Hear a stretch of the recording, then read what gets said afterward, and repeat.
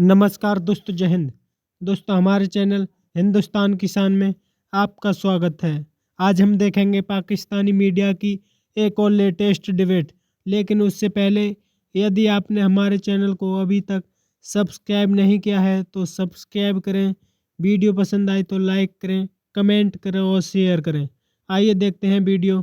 जय हिंद, वंदे मातरम।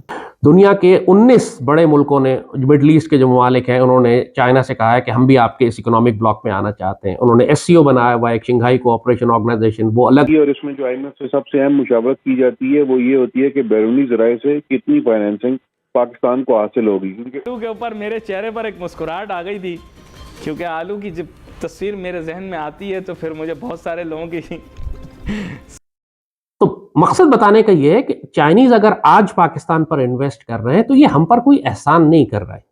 चाइनीज जब कुछ भी नहीं थे उस वक्त पाकिस्तान ने इन पर बहुत भारी एहसानात किए थे। इनको अपने बाजवा का टर्म कंप्लीट हो रहा था तो उन्होंने एक फाइनल विजिट किया था चाइना का, और एक बड़ी कॉम्प्रिहेंसिव डायलॉग हुआ था उनका चाइनीज पांव पर खड़ा करने के लिए। हमने तस्लीम भी किया था। हमने इनको पूरी दुनिया को एक्सेस भी दी, पीआईए भेजी हमने, वहां पे एक वाहिद एयरलाइन थी। फिर हमने उनको यूरोप से, अमेरिका से इंट्रोड्यूस करवाया, हेनरी किसिंजर को लेकर गए। फिर हजारों लाखों करोड़ों चाइनीज स्टूडेंट्स जो हैं वो यूरोप में और दुनिया में जाके जो आबाद हुए वो उसी वजह से हुए कि पाकिस्तान ने इनके लिए दरवाजे खोल कर दिए थे। हमने इनकी मिलिट्री इंडस्ट्री को इस्तेमाल किया, हमने इनको सिखाया कि मिलिट्री इंडस्ट्रीज लगाई कैसे जाती हैं। तो हमने अपने वक्त पर बहुत एहसानात इन पर किए। वो हमारा अच्छा वक्त था, अयूब खान का दौर था, हमारे डेवलपमेंट प्लान चल रहे थे, पाकिस्तान अपनी जगह मुत्तहिद था। बाद में वो भुट्टो की गद्दारी और मुजीब की गद्दारी और याह्या खान की हिमाकतें और आलमी साजिशें, पाकिस्तान 71 में सिर्फ टूटा ही नहीं बल्कि हमारा इंडस्ट्रियल बेस भी भुट्टो ने तबाह कर दिया। हमको वहां खड़ा कर दिया जो हम 47 में जहां पर थे। जो 25 साल तक पाकिस्तान ने जो इंडस्ट्रियल बेस बनाया था कि हम साउथ कोरिया को और चाइना को और जापान को और जर्मनी को सिखा रहे थे कि इंडस्ट्री कैसे लगाई जाती है, पाकिस्तान को सिफर करके भुट्टो ने जीरो पे बिठा दिया। चिनिया अपने रास्ते पे चलता रहा। जाहिर है जब भी आज वो वहां खड़े हम वहां खड़े। सो अब हम दुनिया में किस जगह पर आ गए? हम इस जगह पर आ गए कि चाइनीज ने जब पाकिस्तान में काम शुरू किया सीपैक का, तो दरमियान में हुकूमत पाकिस्तान में चूंकि स्टेबल गवर्नमेंट तो होती नहीं है, और जो भी गवर्नमेंट आती है, ज्यादातर गवर्नमेंट्स जो हैं पाकिस्तान की सारी अमेरिकन कॉम्प्रोमाइज होती हैं। अमेरिकन इन्फ्लुएंस बहुत हैवी है हमारे पास, हमारी पॉलिटिक्स में भी, हमारी आर्म फोर्सेज में भी, क्योंकि हम इक्विपमेंट अमेरिकन बहुत ज्यादा इस्तेमाल करते रहे पिछले 30, 40, 50। खासतौर पर एयरफोर्स तो बहुत ज्यादा डिपेंडेंट है, क्योंकि अभी तक हमारा कटिंग एज जो फाइटर एयरक्राफ्ट है वो F-16 है, और अमेरिकन हमें उस पर ब्लैकमेल भी करते रहे। एक दफा हमने F-16 के पैसे भी दिए अमेरिकन को, और अमेरिकन ने हमें जहाज देने से इनकार कर दिया और कहा कि आप गंदम ले लें हमसे इसके बदले। जस्ट इमेजिन, ब्लैकमेलिंग इस लेवल पर होती रही है हमारे खिलाफ। मगर हमारी डिपेंडेंस थी, क्योंकि चाइनीज जहाज उस वक्त इतने अच्छे नहीं थे, रशियन जहाज हम इस्तेमाल नहीं करते थे। तो वी हैड अ प्रॉब्लम। हमें मजबूरन अमेरिकन के साथ एंगेज कर। फिर लाखों पाकिस्तानी अमेरिका में आबाद है, चाइना में कोई पाकिस्तानी इस तरह आबाद नहीं है। अमेरिकन, पाकिस्तान अंग्रेजी बोलने वाला मुल्क है, हम अंग्रेजी बोलने वाले मुल्कों के साथ कंफर्टेबल होते हैं, हम चाइनीज बोलते ही नहीं है। सो हमारा चाइना के साथ इंटरेक्शन सिर्फ रियासती और फौजी सतह तक रहा। पीपल टू पीपल कॉन्टैक्ट या सोशल कॉन्टैक्ट या माशरे का कॉन्टैक्ट चीनिया के साथ बना ही नहीं है हमारा। लेकिन अमेरिकन और मगरब का, यूरोप का इन्फ्लुएंस हमारे पास जाहिर इस वजह से ज्यादा रहा। सीपैक चाइना ने शुरू तो किया, लेकिन यहां मजाहमत आती रही, हुकूमतें तब्दील होती रही। इमरान खान की गवर्नमेंट में और उससे पहले भी, खास तौर पर जो बाजवा डॉक्ट्राइन थी और इमरान की जो गवर्नमेंट थी, वो सारी की सारी कंट्रोल हो रही थी अमेरिकन लॉबी से। यानी आप जुल्फी बुखारी को ले लें, मोईद यूसुफ को ले लें, आप बाजवा खुद ले लें, जनरल फैज, इमरान खुद, ये सारे अमेरिकन इन्फ्लुएंस थे। ये सारे के सारे इनके जो झुकाव था सारा अमेरिका की जानिब था। और चीन को ये एज अ स्ट्रेटेजिक पार्टनर लेकर 21वीं सदी को पाकिस्तान में और नया इकोनॉमिक और पॉलिटिकल और जियो स्ट्रेटेजिक ब्लॉक बनाने के बजाय वो पुराने कैंप पे रहना चाहते थे जो अमेरिकन रखना चाहता था इनको। बहुत प्रॉब्लम्स हुई जाहिर है, और सीपैक की शराइत भी किसी को नहीं मालूम हुई कि सीपैक जो बन रहा है वो किन टर्म्स के ऊपर बन रहा है। सीपैक अथॉरिटी बनाई गई, फिर उसमें सारा सीक्रेटिव रखा गया, उसमें करप्शन हुई, फिर उसको बंद कर दिया गया, तोड़ दिया गया। बड़े वाज़े तौर पर पाकिस्तानी रियासत और स्टेट कंफ्यूज्ड रही या एंटी चाइना रही एक्चुअली बहुत जगह पे। क्योंकि चाइना के साथ आप एक स्ट्रेटेजिक लेवल पर आके खुल के ओपन एग्रीमेंट्स कर सकते हैं। चाइना का कोई एहसान नहीं है, जैसे हमने कहा, हमने बहुत मदद की है उनकी जब वो कुछ भी नहीं थे। आज हम तकलीफ में, तो वो अगर कर रहे हैं तो कोई एहसान नहीं कर रहे हैं हमारे ऊपर, बराबरी की सतह पर आराम से बात हो सकती थी।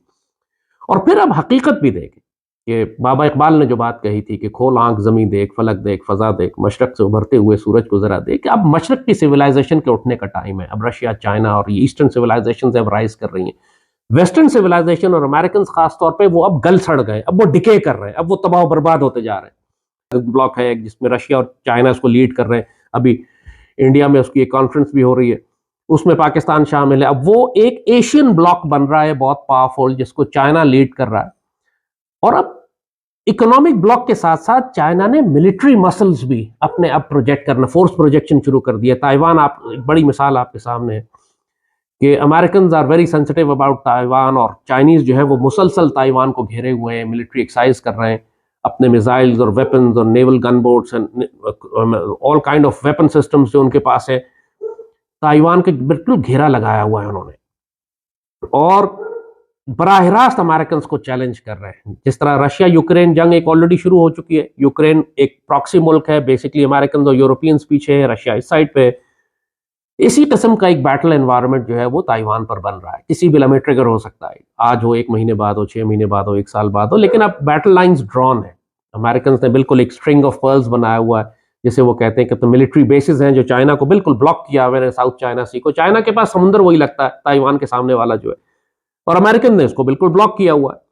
तो ये सबसे बड़ी वल्नरेबिलिटी है चाइना की, कि उसके पास अपना सामान एक्सपोर्ट करने के लिए जो समुद्री रास्ता है उस पर अमेरिकन बैठे हुए हैं। इसलिए ये सीपैक या अपना जो ओबोर है, जिसको ये ओबोर कहते हैं, OBOR, one belt one road initiative, के जी चाइना एक जमीनी रास्ते से यूरोप और दुनिया के दूसरी मंडियों तक अपना सामान पहुंचाएगा। एक रूट उन्होंने रशिया के थ्रू निकाला है, रशिया से होते हुए यूरोप तक जा रहे हैं। दूसरे रूट मुख्तलिफ मुल्कों से तलाश कर रहे हैं, सेंट्रल एशिया के थ्रू भी जा रहे हैं। फिर नीचे पाकिस्तान में सीपैक का जो रूट है वो भी इस सिलसिले ओबोर की ही एक कड़ी है। सीपैक जो है, सीपैक वाहिद रास्ता नहीं है जो हमारे थ्रू जा रहा है, उनके 10-12 रूट्स और हैं जो जमीनी रास्तों से वो लेके जा रहे हैं, ताकि समुद्र का रास्ता जो उनका वल्नरेबल है, जो ब्लॉक हुआ हुआ है, कोई $3-4 ट्रिलियन की ट्रेड वो करते हैं, एक्सपोर्ट करते हैं चीनिये हर साल, और उसमें से तकरीबन उनका प्लान ये है कि जमीनी रास्ते से कम आधा 2-2.5 ट्रिलियन का ट्रेड जो है वो जमीनी रास्तों से जाए, ताकि उनके सी रूट्स जो है वो सी लाइन ऑफ कम्युनिकेशन स्लॉक्स जो कहते हैं वो वल्नरेबल है इस वक्त, उनको अमेरिका किसी भी वक्त रोक सकता है। तो इसलिए चीनिये पाकिस्तान में आके अपनी इन्वेस्टमेंट करना चाह रहे हैं। सोच आती है। खैर आलू जो है बड़ा बेहतरीन, जैसे इन्होंने बताया, बड़ी बेहतरीन सब्ज़ी आप तस्वर कर लें। ये बड़ी सिंपल है ग्रो करने के लिए, बहुत सारे लोगों ने उगाई नहीं होगी, चूँकि मुझे इस चीज़ का इल्म है कि किस तरह से उगती है।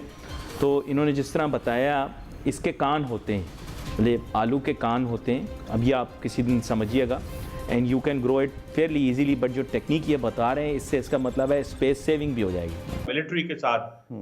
सो अगर आप देखें कि रिसेंटली एक अमेरिकी थिंक टैंक USIP की रिपोर्ट आई थी, और उन्होंने कहा था कि पाकिस्तान और चीन जो है उन्होंने कहा था ये एक थ्रेशहोल्ड अलायंस है।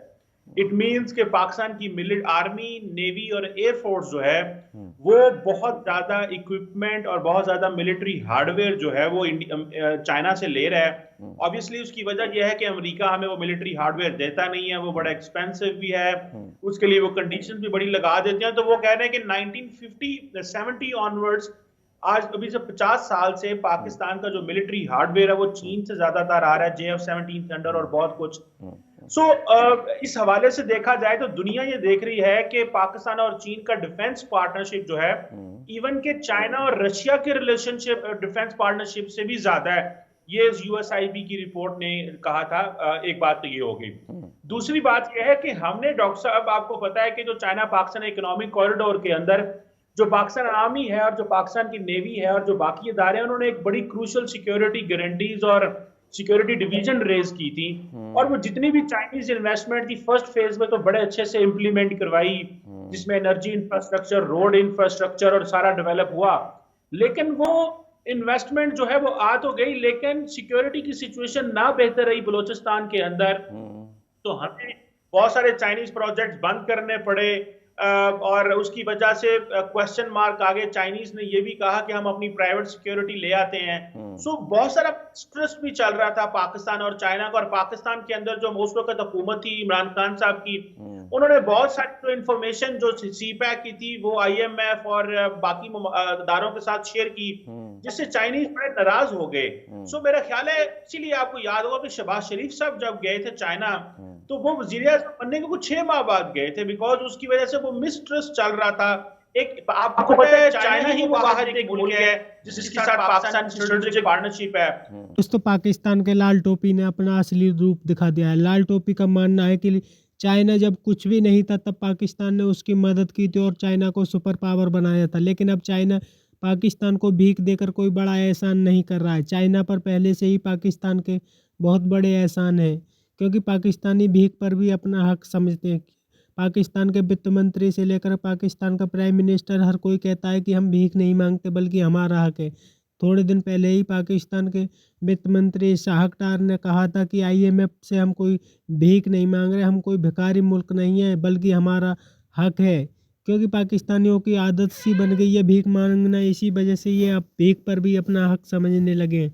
दुनिया को बेवकूफ़ बनाकर जिस तरह से पाकिस्तानियों ने डॉलर लूटे हैं, आज वो आना बंद हो गए। इसी वजह से अब भीख पर भी अपना हक समझने लगे हैं। आपकी क्या राय है कमेंट में ज़रूर शेयर करें। यदि आप चैनल पर नए हैं तो चैनल को सब्सक्राइब करें। वीडियो पसंद आए तो लाइक करें, कमेंट करो और शेयर करें। जय हिंद, वंदे मातरम।